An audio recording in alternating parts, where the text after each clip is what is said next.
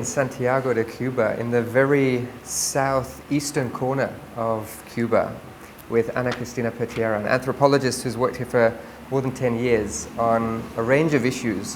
One of the first questions, I guess, is around what kind of issues you work on. One anthropological theory or one anthropological theme is around material culture, and I wonder if you could just tell us a little bit more about that.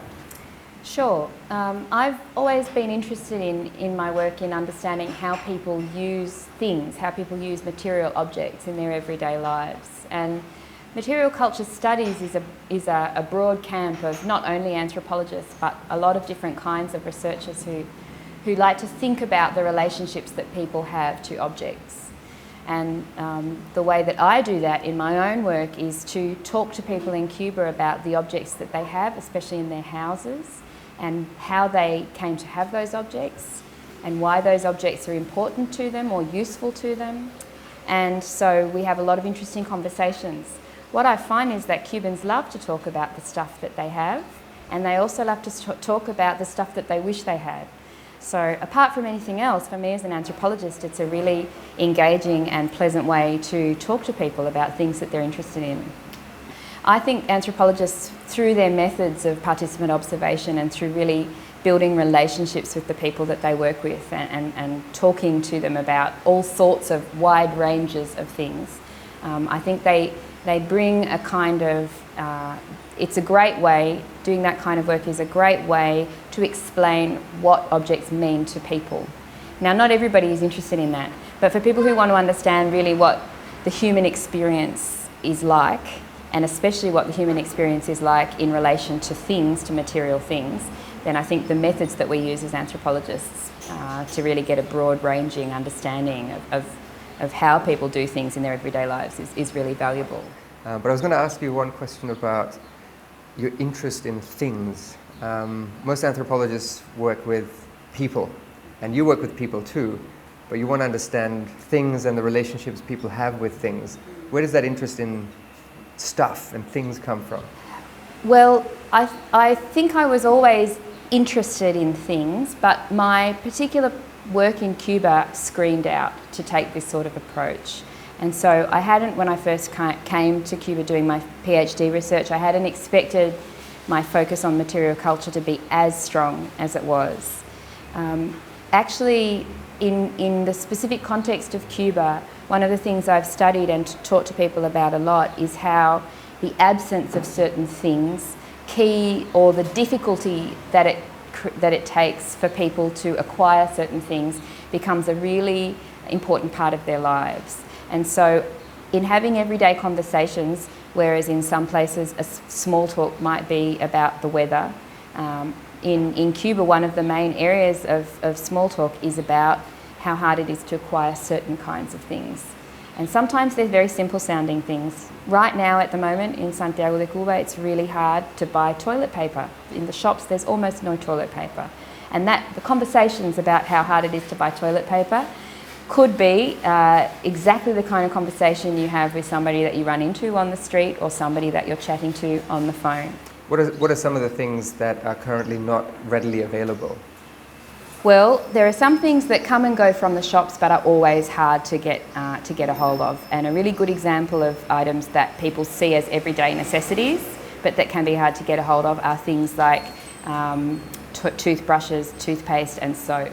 And soap obviously is a really important consumer good for Cubans, just like for many people, including myself. Soap is something that you would need to use to feel that you're clean on an everyday basis. The soap is very expensive to buy in the shops here, and it's very hard to acquire through other means. So some people who have enough money will buy bars of soap in the shops at roughly first world prices, although their incomes are much, much lower than that. Other people will have informal means to acquire soap. Perhaps they work somewhere that has access to soap. Maybe they know somebody who works in a hotel who has access to soap.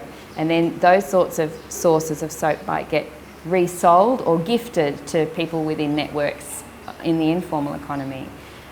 Sometimes soap is available at cheaper prices through the socialist distribution system, And if that's the case, then often what happens is people who have the means to acquire expensive soap might pass on their cheaper soap to other people that they know. So there's a lot of redistribution happening and people using different ways to buy and acquire goods side by side. Every Cuban household has a libreta, a booklet, which looks like this, and which is a list of the ration goods that they still can access on a monthly basis.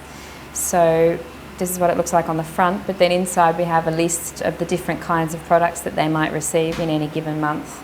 Certainly rice and beans, a certain quantity of sugar is still given regularly. Many of the other goods only arrive sporadically. So every family would have one of these booklets, and on certain days they go and collect their allocated rations from the neighbourhood ration shop. So in the 1990s, the economic crisis meant that the government decided to make some changes.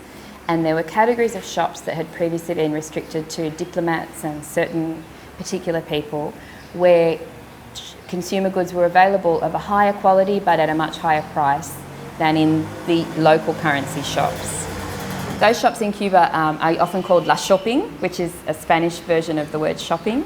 And those shops that they call La Shopping sell goods at a much higher price but of a higher quality. And so sometimes La Shopping is the only place where you can buy certain categories of good, and soap is often one of them. So that's one set of shops, is La Shopping. There are still other shops that sell in Cuban pesos, which is the old, long-standing local currency, and things are about 25 times cheaper in those old, long-standing shops than in La Shopping. But those cheaper shops only rarely have the goods that people really want. There's also still an ongoing ration component of Cuban consumption. So each Cuban citizen still gets a monthly quota of goods at extremely cheap prices through their ration book.